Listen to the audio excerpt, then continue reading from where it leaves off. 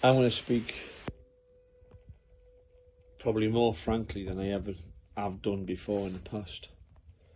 Because I saw a post on Facebook from one of my old friends from Gran Canaria, Mark Peters, Mad Mark Peters used to call him. And he put, this country, I just said, this country is totally fucked.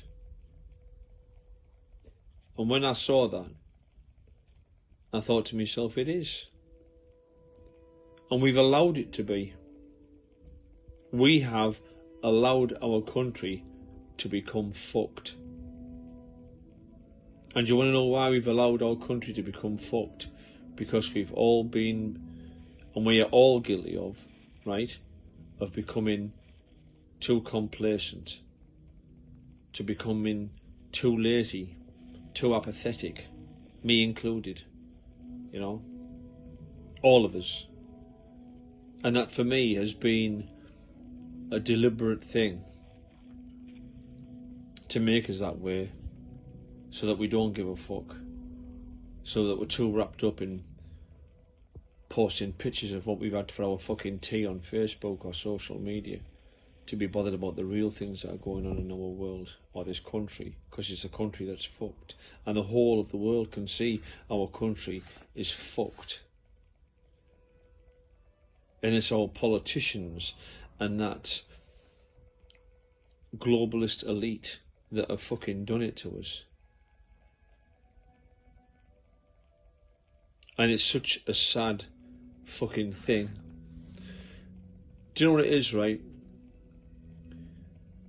A while ago I saw a young Irish student on this video. He's a socialist, and he made this speech to this like students' union, and he said that the reason there was a big disconnect between the left and working class people is because the left have decided, right, to side with middle class progressive liberals who actually look down their noses and despise working class people. And that's where the disconnect lies, because the left no longer represents working class people. And a while ago, a couple of years ago, 3 or 4 years ago, something like that, I had a conversation with another comedian friend of mine. He's left wing like I am, right? Working class left wing. And he said this whole thing of woke culture or PC or whatever, right, is just the class war rebranded. It's a way of making sure that working class people are kept in the place. We're told what to say, how to say it, what we can laugh at, what's acceptable, what isn't acceptable. We're forced to apologise if we do something wrong. And it's all been put down upon us, right, by these people, these middle-class progressive liberals and globalists who look down their noses at us, right? And it's just the same with the thing of immigration. This thing of immigration, of illegal immigration or mass migration or whatever you want to call it, right, is something that is being pushed by that political class or those progressive liberals or media class, those globalists, you know, because it suits them, because it creates massive division between us at the bottom, because it creates a slave labour economy, because people are working for fuck all, and ultimately because it causes so much resentment and division in the country. I saw this thing online and I looked at it, I checked it out, I check everything out online, and I saw this thing that the government are issuing a pamphlet now for illegal immigrants coming into the country, telling them not to rape people because it's not acceptable in this country. And you think, fucking hell. Fucking hell. When it's getting to the point where you've got to tell somebody that rape is wrong because their culture is so different from ours. Not saying that white people don't rape, of course they do. Of course they do. But we're not giving pamphlets out telling us not to fucking do it and that it's not acceptable. And of course, the moment you say anything, the moment you can't have a decent, structured like open and honest debate about it. As soon as you bring these things up straight away, you're branded all the time.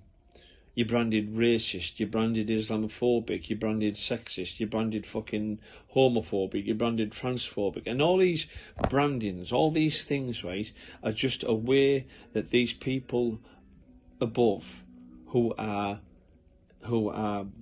ushering in this agenda, right? It's just their way.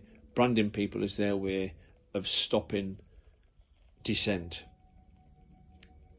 of stopping any kind of like challenge. Do you know what I mean? The country is literally fucked, and it frightens me. It fucking frightens me, because you see these people at the top, you know, making billions and billions. There's been the biggest transfer of wealth from poor to rich ever since COVID, right? And they're continuing to make billions and billions, right? Yet at the same time, people at the bottom are struggling just to make ends meet. Some people are working 3 or 4 jobs and can't afford a fucking house. We have to do something about it. And who knows what. We have to break that cycle of apathy and of lethargy. And I'm thinking, oh, well, you know, what's on the telly tonight? The X Factor. Oh, let's all jump up and down. Fucking hell. This country is a shadow of the place that I grew up in. You know, people like Angela Rayner and our fucking political class, they're all hypocrites. All of them. Tories, Labour, Liberal Democrats, Greens, are all globalist fucking puppets. There's Angela Rayner there attacking the Tories for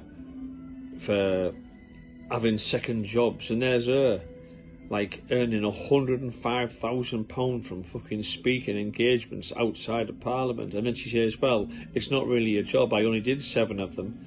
Fuck me, if you get £105,000 for 7 speaking engagements, I wouldn't like to think how much you was going to get if you did more than that.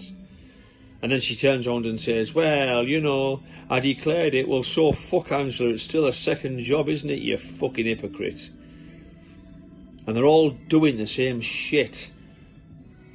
They call it the uni party now, because that's what they are. People can at last see it, that there's no difference between Labour, Tories, Liberal Democrats. Because they're all working to that fucking globalist agenda. And meanwhile, that woke culture and PC fucking culture is stopping us from speaking out against anything that they're doing, in case we get like trolled online or looking over our shoulder or forced to apologise or having the fucking police knocking on your door or sacked at work. Do you know what I mean?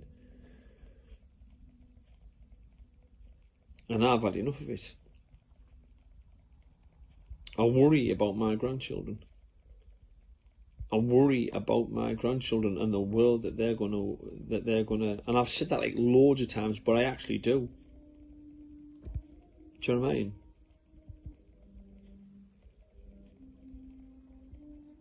And that's all I want to say. Our country is fucked. Our country just isn't what it used to be.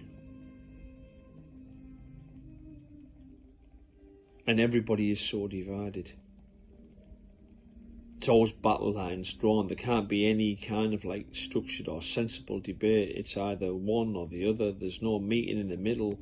There's so much anger and hatred and fucking spite. But I mean, that's all by design too.